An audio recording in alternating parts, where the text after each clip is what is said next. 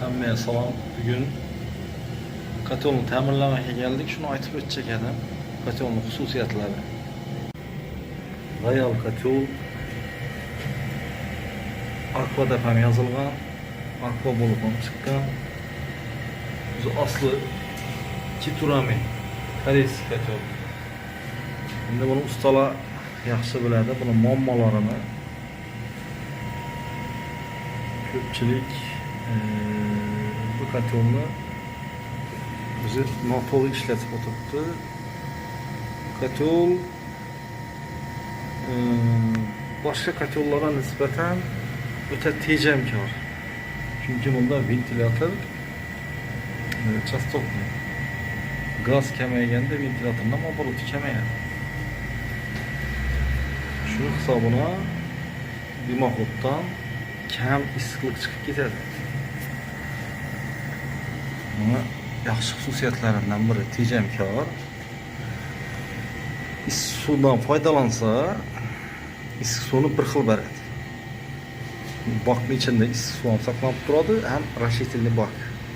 Ikki vazifasi bor. Lekin bunda rashitelniy bak 4 litr 40 litr suvni kontrol etib qiladi. 40 litr suvni.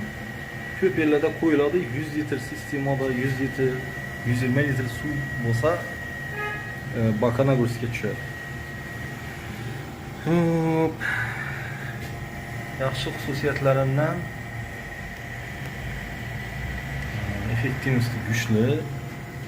Bu kotelni bilasizmi beri navdan ishdan chiqqan. Dimoxodi joyidan chiqib ketgan. Ko'chada remont bo'lgandan dimoxod joyidan chiqib ketib, kotel ishlamagan. Kotelda ugarni и gaz isini biladi. Datchiki bor maxsusini. Agar shuni gaz isi kelsa, yo bo'lmasa ugar isi kelsa, kotel otkaz etadi. Bu ko'p kotellarda yo'q buning datchik. Şuna ahamiyet berib qo'yasizlar. Keyin buni arkasında qizil yer darpanishine qarshi datchik bor. Zemletrясениyaga qarshi. Boshqa kotellarda, tanafana kotelda yo'q. Shu funksiyalari bor buni. И bunda girişten çıkıştan da çıkma. Su çıkışından mı? Suya